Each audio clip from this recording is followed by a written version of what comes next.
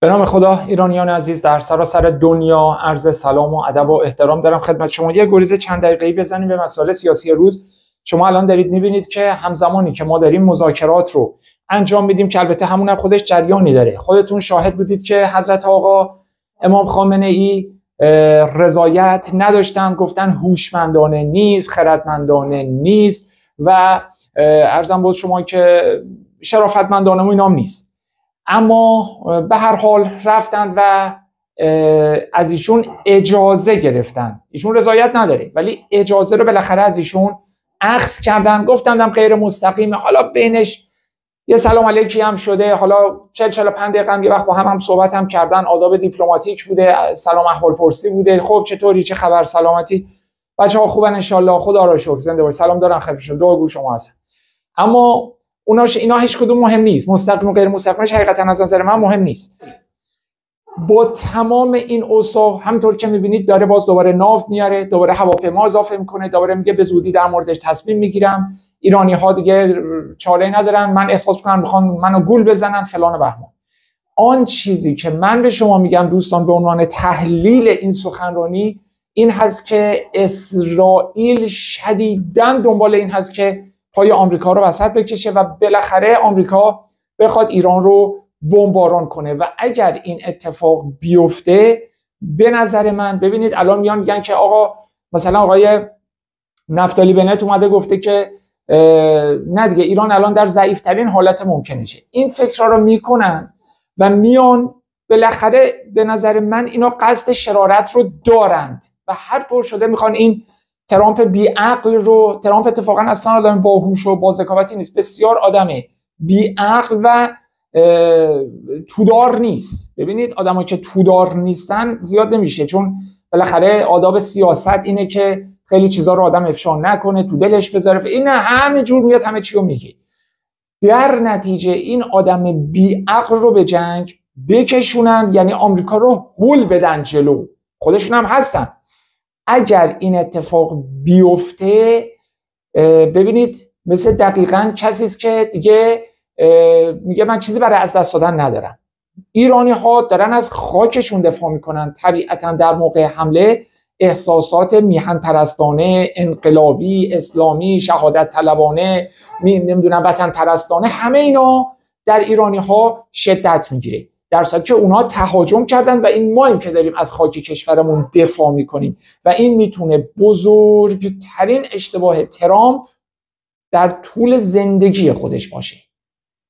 این فکر میکنه اگه 4 تا بمبارون کرد بعد میره میشینه میگه تموم شد، برنامه هسته ایران رو تموم کردم دیگه، ایرانی‌ها نمیتونن بمب اتم بسازن دیگه یعنی اگر این حمله رو انجام بده و یک جنگ هر چند طولانی مدت یا کوتاه مدت براش اتفاق بیفته، از هر نظر، از نظر اقتصادی، از نظر نمیدونم جو روانی، جو عمومی در آمریکا، از نظر جو جهانی، از نظر به هر حال اعتراضات مسلمانان در سراسر جهان، اینها به شدت دچار مشکل میشه و این کابوس جنگ ایران به نظر من تا پایان عمرش براش تمام نمیشه. هر روزم میاد کافیه یکی یه تیر در بکنه از 100 کیلومتری منزل ایشون، میگه نه اگه ایرانی‌ها بخوان منو بکشن من ویران میکنم، من همه رو از خاک با خاک یکسانشون میکنم، از اون نقشه کره زمین برشون. حالا مثلا یه وقت میبینی یه دموکراتی یا آدم نمیدونم چی اومده یه تیراندازی کرده، گرفتنش، بردنش، نه کار ایرانیاست، میخوان انتقام بگیرم. یعنی تا آخر عمرش با ترس و لرز زندگی خواهد کرد. نگاه به این هیکل درشتش نکنید، بی نهایت آدم ترسویی هست، یعنی به قول خودمونی پخی بکنی بدنش میلرزه. دقیقاً شاید مثال همین هست که یک جا رفته بود تو دوره اول 4 ساله اول سخنرانی بکنه، یکی الله اکبر گفته بود، چنان این ترسید و وحشت کرد که کمونده بود قبض روح بشه. خب این به نظر من این مذاکرات خدا کنه که حالا به نفع منافع ملی ایران، به نفع ایرانیان شروع بشه و تمام بشه و همه چی به خیر و خوشی انشالله تمام بشه، ولی شرارت اسرائیل رو من دست کم نمیگیرم و فکرم به این هست که حتما اسرائیل میخواد هر طور شده یا آمریکا رو به جنگ بکشونه یا اینکه خودش وارد جنگ بشه با پشتیبانی مستقیم آمریکا. الان هم اخبار داره میگه که داره ذخیره مهماتیش رو قوی میکنه، 7 میلیارد دلار نمیدونم انواع موشک و مهمات و پدافند و اینها داره تحویل میگیره، ببخشید تحویل گرفته و بازم به نظر من به نتیجه نمیرسه، چون که همین الانی که من دارم با شما صحبت میکنم سراسر دنیا هنوز تظاهرات علیه اسرائیل هست. همین الان پلیس هلند در یک حمله بسیار خشن و وحشیانه طرفداران فلسطین رو مورد ضرب و شتم قرار دادن. هر چقدرم که این کار رو بکنن به نتیجه نخواهند رسید، چون که انسانیت رو و وجدان رو با کتک نمیشه سرکوب کرد. مورد دوم که باز بسیار قابل توجه هست، مخصوصا حالا برای من نظامی، به غیر از اون هزار خلبان حالا از بازنشسته بگیر تا احتیاط هر چیز دیگه در اسرائیل که اومدن به نتانیاهو نامه نوشتند و خواستار پایان جنگ شدن و گفتن ما دیگه در جنگ شرکت نمی‌کنیم و میگن حالا تعدادشون رو اخراج کردن، تعدادشون رو تهدید کردن و غیره. باید این تهدیدات و اینا باعث بشه که بقیه بگن نه خواهم باشه میام میجنگیم فلان. 300 سرباز نیروی دریایی اسرائیل هم باز طی نامه‌ای به ترامپ اعلام کردن که جنگ رو تموم کن دیگه. اینقدر ببینید چطور اینا وقتی 2 سال از یک کشور اسرائیل به شدت قوی، خونریز، بیرحمه به تمام معنا میرسه به این نقطه.